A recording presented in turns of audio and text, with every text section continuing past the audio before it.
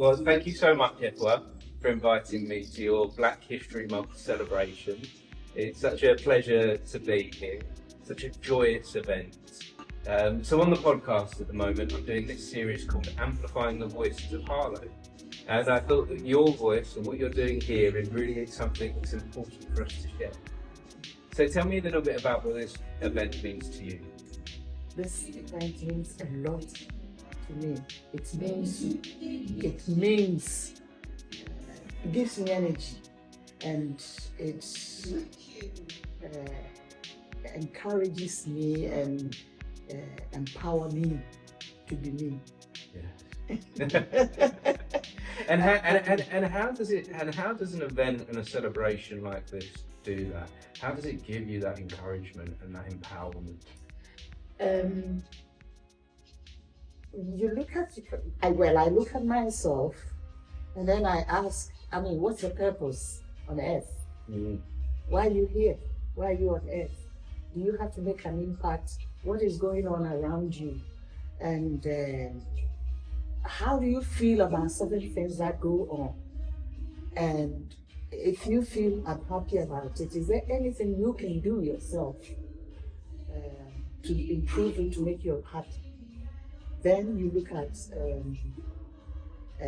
other people around you who are having similar experiences, and whatever means you use to empower yourself so you don't give up on life and make the best of life, you tend to encourage others as well.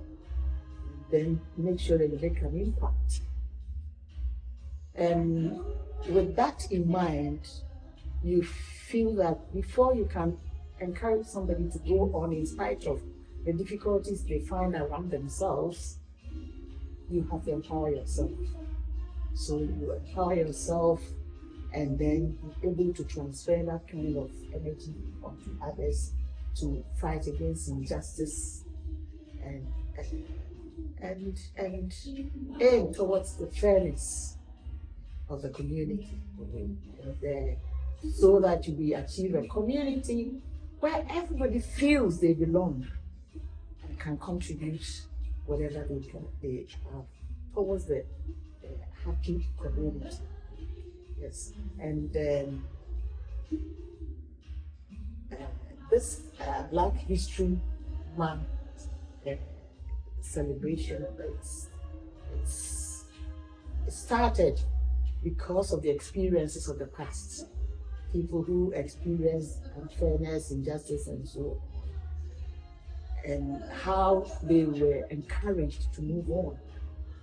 So that is what, even though their experiences was maybe worse than we experienced at the moment, but they are still simmering unfairness. And you come together.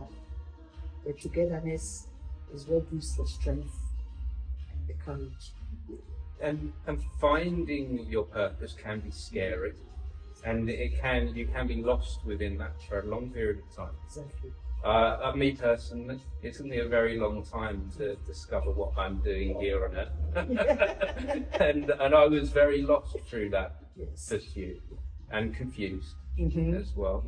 But yes, for me, it did come down to that, seeing things in the world that I wasn't happy. For me personally, it's about the negativity within that world being too loud. But I thought I need to add something to the positivity. I need to add some volume there. and like you say, seeing things in the world that you're not happy with. And so what was it for you personally that helped you find your purpose? I would say that I have done a whole lot of things in my life in the past. Fighting. First, I trained as a teacher anyway in Ghana, and then I was so much interested in drama because I enjoyed the glamour of people who were in the arts and then in films and things, and that's what I wanted to do. My father said, "No, you can't do that." But then the culture is different, so you obey what your parents say. And then after he died, I was 25 when he died. I said, I'll go back to the university and go and do drama. He's not here to supervise anymore. All of those things, you think that they will make you happy. And then for a while it does anyway. But my experience is when I moved to live in the UK here, is what even made me, because the loneliness, the rejection, every effort that you make is suppressed, especially where I was living in Kent. It was difficult. But it became better when I came to live in London. And in London, I realized that there were forceful voices, especially where I was living in Tottenham, against justice and fairness, even in the workplace. And we did a program where I said, okay, for young people, let's use the African culture for the Black people at that time when they had the code, whatever, I've forgotten the name, which targeted more young Black men. And one of the boy Boom MC, he was a young person in London who used to come to my club. I started a club, and he's of Jamaican background. And then one day, I asked him to wait in my office in London at the time, because I was on the way coming to give him some things that were needs at the club. And then I go there, and then the two policemen talking to me. He's a good boy. He never used smoke before in his life. He's never done it. And they were talking to me. So I panicked. So I parked the car quickly, and then I went. I said, and then I said, oh, what's wrong? What has happened? The policeman said, nothing has happened. You don't have to get involved. You need to go. He said, no, but I'm the reason why he's outside here. So he's more like us. So I need to. And that's my. They were explaining that it was just a routine stop and search. And then after I spoke to him, I realized that was the 12th time police have stopped and searched in a period of just about 2 months. It was too much. So we started conversation with the police. And finally, the Black Police Association, which is no more there now, when community leaders joined and then went to see them, we realized that even within the police service itself, there is that kind of racism within the police service. And that's why they have Black Police Association. So based on that, we join. Anytime we are doing an event, we go and then we take information, we come and share within the community. So it's our community that needs to be empowered to show that the young people are not involved in silly things, because there was a notion that because if I'm Black, I'm 26 times more likely to be stopped and saved. I'm 26 more times likely to be accused of something I haven't done, and all of that behavior. We realize that yes, it is there, but you've got to live. You've got to live above the negativity. You've got to just don't stoop low below who you are.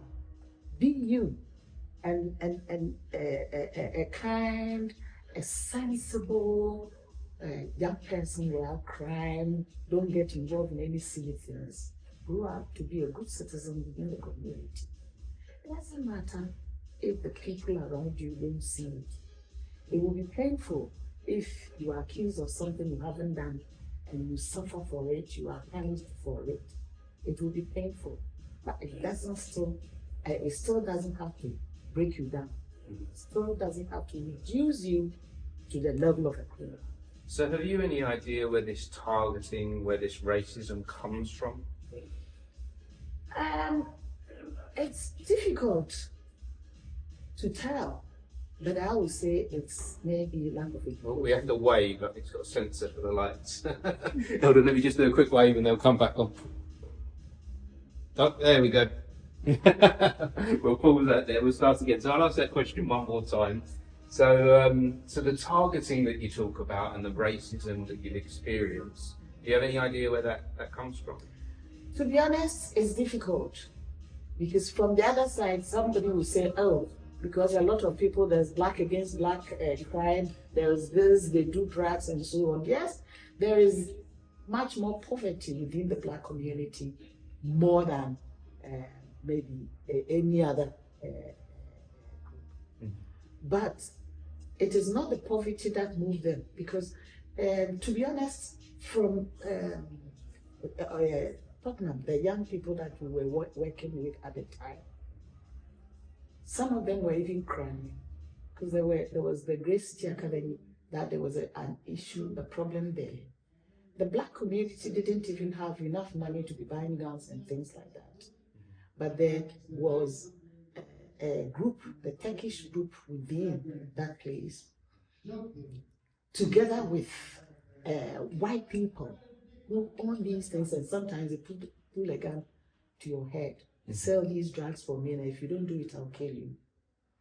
Those things are there, and you are not supposed to even to tell anyone about who is forcing you to do.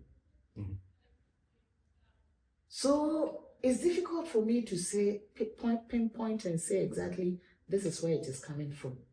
It's difficult because what these young people may go through, and where police may have statistics that shows that, oh, there is more crime of black against black or black against white kind of thing, which I think that honestly, it blows my mind. Yes. Of the proportion of what they say the young people, the black people do, because of which they search them more. It's difficult for me to say whether it's true or not. So that's why I can't say where it comes from. But I think lack of education, and also situations where you see you want to penetrate into job area and you find it quite difficult, you find blockades there, you can't go through. Some people who are not strong enough, they just give up and then relapse. Some people from the black community, they just give up and relapse. So I don't know what exactly triggers that kind of unfairness. Sometimes I don't want to use racism because unfairness against the black community. But one thing that I noticed working with young people was that when we first started, it was a mixed community, and they got on well. You realize that the young people of different backgrounds seem to understand themselves, and they get on better than the adults. So there are times that even some white people from the affluent community don't want their children to associate with their black counterparts and so on, because of whatever reason I don't know. The division seems to come over time. Like you say, children in a classroom don't have this division, but it comes over time as we grow up, and the older people get, there seems to be even more division. So I want to come back to the Black History Month celebration and your hopes for how you can start to bring people back together. Because I'm here today and I see a lot of different age rates. I see everyone of lots of different cultures here and lots of different ages. So tell me a bit about your hopes for this celebration. Yeah, and my hope is that one day, through the celebration of Black History and sharing things positive from the Black side, as well as showing things positive from the white side, and blending them together like this, more people will be educated. Because to be honest, when I came to Harlow here, I came to live in Harlow in 2004. Then I was a member of the Labour Party London, Tottenham. Okay. And then moving here, I joined the Labour Party as well. You know, whenever I went to the Labour Party meeting, I was the only black person. But it wasn't new. I wasn't surprised or anything. The black community at that time was only 20% anyway. It was only 2%. Okay. Yeah. That's like 2004, 2000. Only 2%. So it started like in 2006. And the council staff themselves didn't have that proportionate population of the 2% represented over there. So you see the black community wasn't well represented. And trying to find out from the black community, they felt that, no, I will be rejected. I don't want to go and get rejected. The confidence to be part of the community wasn't there. So people tried to shy away from community activities. But now I can confidently say that more black people have lived. I think now the population is 6.8% or something. And now more people have confidence to be part of it because they see the black person starting black history activities, doing it in the community, being loud all over the place, and sometimes arguing with people insisting on your rights and things like that. And they feel that, oh, if she's done it or if he's done it, I can do it too. Now we had, I don't know whether there had been any black councillors before me in Harlow, but in Harlow I saw Mani becoming the only black councillor, and he supported people like Daniela and other black people to be there and realize that this is going on. So that gives me the confidence that if we go on doing it, more and more young black people will get motivated and know that despite whatever the situation, people have made it. When we share the history, that's why I was hoping that someone would talk about the last black slave, Hester Woodley. I think it was in the 18th century or so. And how she lived her life here in Harlow. And when you share these things, they can motivate the new generations from there's something in the past that we can take to drive us forward into the future. Positive, yes. So from the last slave, is this from this area, Harlow, or is this the last slave of the? No, the last slave in Harlow. The last slave in Harlow, and what was her name? Hester. And so Hester Woodley. And so what have you learned from Hester Woodley? Oh, the resilience, the perseverance, the difficulties she went through, and her courage to stand up against unfairness, irrespective of her color, irrespective of the tag of being a slave, irrespective of situation that put her in servitude for a very long time, and how she maneuvered through it to come out to become a figure that now we look back in history when we were born and we say, if she did it, we can do it too. It's quite a motivation for all of us. Who knows if what we are doing achieves the purpose of wanting to encourage not only black people but all young people, irrespective of your ability or disability, to be able to maneuver through the difficulties and negativities and then come out as having survived it, not just surviving it, but making an impact. You create a history like Hester did. And maybe some years to come when we are dead and gone, if we have a new generation that will carry the mantle forward to also encourage other people, we thank God in our graves. Well, I do feel we're living in an important moment of history right now. Yes. We're living at a crossroads. We're living at a moment of choice. There is some bad ideas and ideals coming in, some bad politics. There are bad people that seem to be very, very loud right now. So we're at this moment of making a choice. How do you encourage your community to make the right choice and to continue to come together? Because it is very difficult right now. Because if you don't take care... Oh, we'll take a pause. We've gone off again.